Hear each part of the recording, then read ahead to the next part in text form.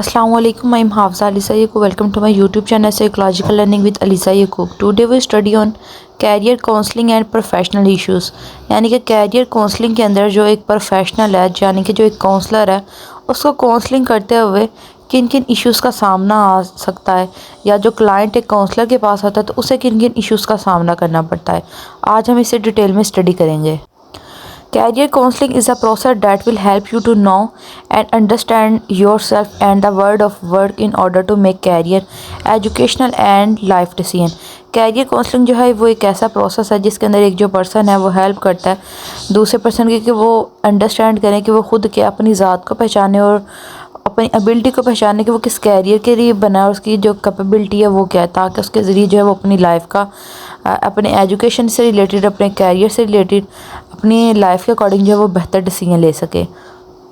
Career जो है वो चूज़ करना हर एक इंडिविजुअल जो है, हर एक इंडिविजुअल का जो एबिलिटी लेवल होता है, जो उसकी कैपेसिटी होती है, तो उसकी कैपेबिलिटी होती है वो अलग होता है। तो हर एक जो इंडिविजुअल है वो अपनी एबिलिटी को देखते हुए जो है अपने लिए कैरियर चूज़ करता है। पहले वो ख़ुद को अंडरस्टैंड करता है, ख़ुद को जानता है, पहचानता है, दैन वो देखता है कि वो किस कैरियर के लिए बना है, कौन सा कैरियर जो है वो उसके जो है उसके अकॉर्डिंग है, जिसके अंदर वो इजीली जो है वो अपनी आप को मनवा सकता है, जो उसके लिए बना हुआ है। तो वो उस कैरियर को चूज़ करता है और उसके अंदर जो है वो वर्क करता है। ऐसे ही कुछ जो एक काउंसलर के पास जो है ऐसे भी क्लाइंट्स आते हैं, स्टूडेंट्स आते हैं, जो स्टूडेंट्स काउंसलिंग के लिए आता है, जिन्हें आगे फर्दर जो है वो अपने कैरियर को चूज़ करना होता है। उन्हें ये समझ नहीं आ रही होती कि वो फर्दर जो है वो आगे क्या कैरियर को लेके चलें। तो एक काउंसलर होता है, वो उन्हें सुन के उनकी एबिलिटी को जानते होते हैं, उनके इंटरेस्ट को जानते हुए जो है उनको बेहतर गाइड करता है कि वो किस कैरियर में ख़ुद को मनवा सकते हैं। इसके अलावा जो अगर ग्रेजुएट के बाद कुछ आते हैं इंडिविजुअल जो है कैरियर काउंसलर के पास, उनको ये नहीं पता चल रहा था कि वो फर्दर जो है वो आगे किस चीज़ को जो है फर्दर कंटिन्यू करें और आगे जो है वो MS लेवल तक जो है वो लेके जाएं। तो वो भी अपनी कैरियर काउंसलिंग की गाइडलाइन के लिए जो है अपने काउंसलर के पास आते हैं, जो कि उनके मूड को, उनके इंटरेस्ट को देखते हुए, उनके IQ लेवल को देखते हुए उनके अकॉर्डिंग जो है उनका कैरियर चूज़ करने में उनकी हेल्प करता है।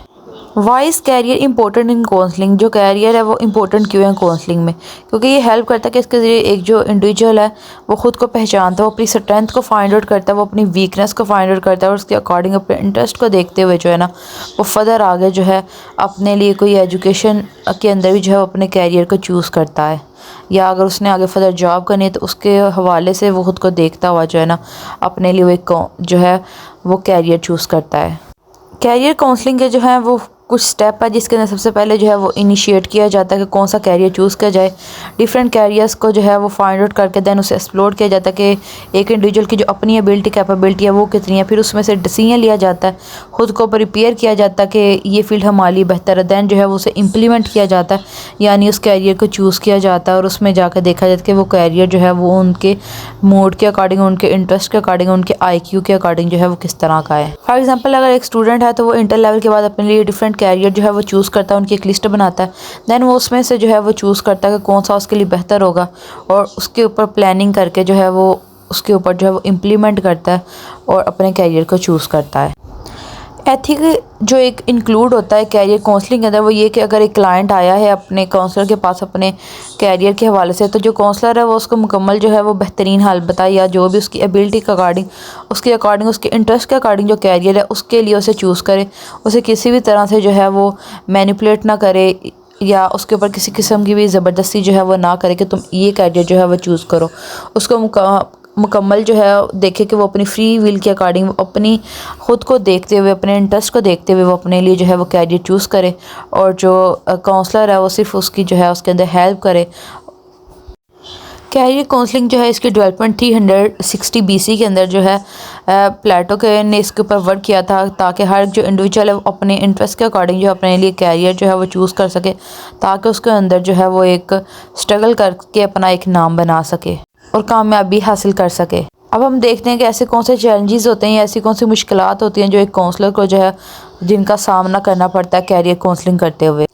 जो एक कैरियर काउंसलर होता है उसने अपनी लाइफ के अंदर देखना होता है कि उसने वर्क और लाइफ जो होती है उसको बैलेंस करके चलना होता है, क्योंकि उसकी लाइफ के अंदर जो है वो सिर्फ एक वर्क नहीं होता, बल्कि उसने बाकी भी जो है अपने डेली रूटीन के जो वर्क है वो करने होते हैं। तो उसको चाहिए होता है कि उस अपनी लाइफ के अंदर जो है वो एक बैलेंस लेके आए, ताकि वो अपने वर्क और अपनी जो लाइफ है उसको जो है वो हैप्पीली जो है वो स्पेंड कर सके।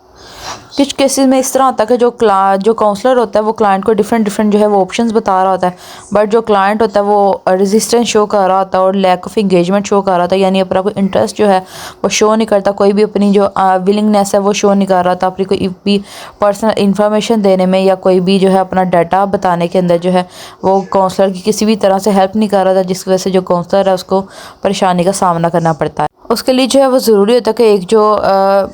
काउंसलर है वो सबसे पहले अपने ऐसे क्लाइंट के साथ जो है वो रैपो बिल्ड करे और उसके साथ जो है वो एम्पैथी शो करे, ताकि वो अपनी इन्फॉर्मेशन जो है वो शेयर कर सके। एक जो एथिकल इशू काउंसलर को पेश का उसका सामना करना पड़ता है वो होता है मल्टी कल्चर कॉम्पिटेंस, यानी उसके पास जो क्लाइंट आते हैं वो डिफरेंट डिफरेंट कल्चर से होते हैं, डिफरेंट रेस से होते हैं। तो उस जो एक काउंसलर होता है उसके लिए डिफरेंट एक जो है वो एक डिफ़िकल्ट सिचुएशन हो जाती है, हर कल्चर के जो लोग होते हैं उनके इंटरेस्ट को जानना और उसके अकॉर्डिंग जो है उनकी हेल्प करना।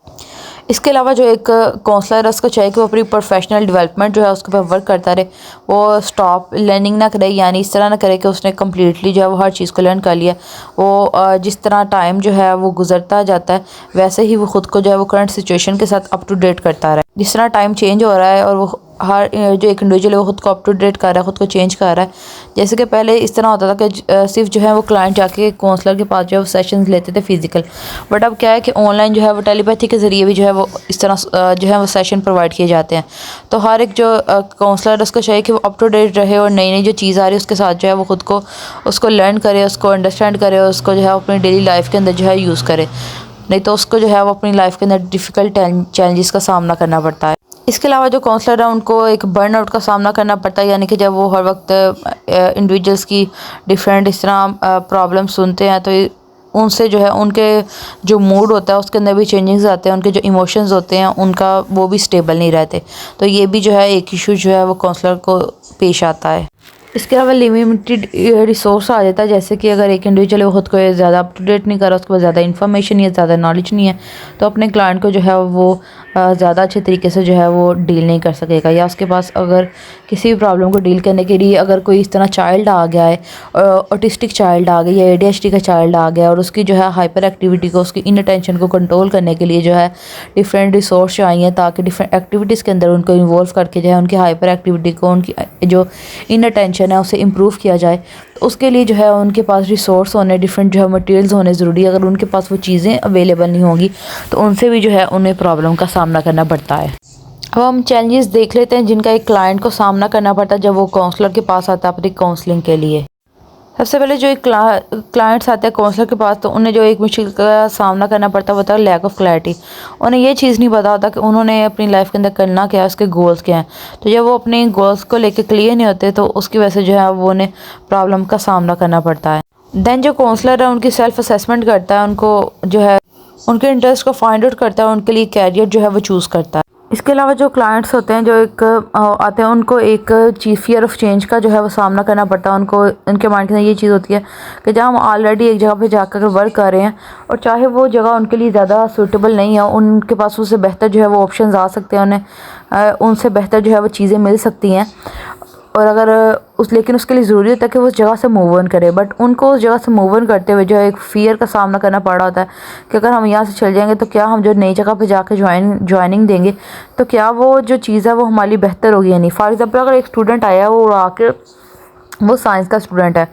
और वो आके बता रहा है कि उसको इस तरह लेसन याद नहीं हो रहा है, उसको उस अपनी स्टडी की वजह से जो है वो स्ट्रेस का सामना करना पा रहा है। और अगर जो कैरियर काउंसलर उसके इंटरेस्ट को देखते हुए, उसकी सिचुएशन को देखते हुए, उसके IQ लेवल को देखते हुए, उसको असेस करके अगर वो उसको इस तरह एडवाइस करता है, उसकी काउंसलिंग करता है कि तुम जो है वो आर्ट्स को ज्वाइन कर लो, तो उसके अंदर जो है उसको एक फियर ऑफ चेंज आ रहा था कि क्या अगर मैं ये साइंस को स्किप करके चला जाता हूँ आर्ट्स के अंदर तो क्या ऐसा मुमकिन है कि मैं आर्ट्स के अंदर जाकर एडजस्ट कर जाऊँगा, कि या अगर मैं आर्ट्स के अंदर भी गया तब भी मुझे लेसन याद ना हुआ, मेरे से यही वाली सिचुएशन हुई, तो क्या ऐसा ना हो जाए कि मेरा जो इतना टाइम है वो अंदर जो है वो वेस्ट हो जाए। एक और प्रॉब्लम, एक और चैलेंज जिसका जो क्लाइंट्स होते हैं उनको सामना करना पड़ता है वो होता है एक्सटर्नल प्रेशर, कि उनके ऊपर उनके जो फ्रेंड्स होते हैं, उनके जो फैमिली मेम्बर्स होते हैं, उनके जो जानने वाले होते हैं, उनका एक्सटर्नल प्रेशर ही बहुत ज़्यादा होता है कि वो जो है और जिसकी वजह से पर्सन जो है वो अपनी मर्ज़ी नहीं कर पा रहा था, अपनी मर्ज़ी का जो कैरियर है वो चूज़ नहीं कर पा रहा था। कि जैसे उसके पेरेंट्स को साइंस पसंद है, उन्होंने उसको साइंस में जो है वो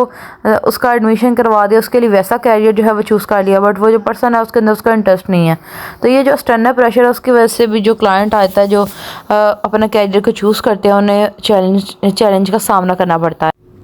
इसके अलावा जो क्लाइंट्स आते हैं उन्हें लिमिटेड रिसोर्स का सामना करना पड़ता है। हो सकता है कि उनकी इतनी फाइनेंशियली पोजीशन ना हो कि वो जो है अपनी मर्ज़ी से जो है वो स्टडी कर सकें या अपने कैरियर को चूज़ कर सकते हैं, या उनके पास ऐसा कोई एक्सपीरियंस ना हो। ये भी जो है इस तरह कुछ रीज़न्स होती हैं जो कि रिसोर्स के अंदर इंक्लूड होते हैं, जिनकी वजह से जो एक इंडिविजुअल है वो अपनी मर्ज़ी से अपना कैरियर जो है वो नहीं चूज़ कर पाता।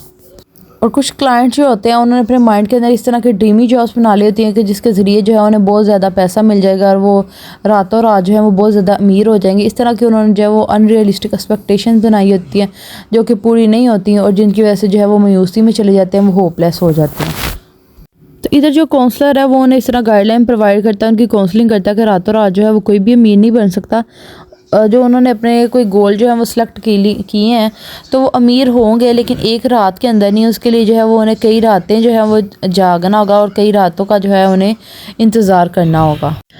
इसके अलावा जो एक और चैलेंज है जिसका सामना करना पड़ता है क्लाइंट्स को, वो ये है कि लैक ऑफ एक्शन, कि वो जो अपना गोल जो है वो चूज़ कर लेते हैं, उसके लिए कोई एक्शन नहीं करते, ना उन्हें सर्च करते हैं, ना उन चीज़ों के लिए अप्लाई करते हैं,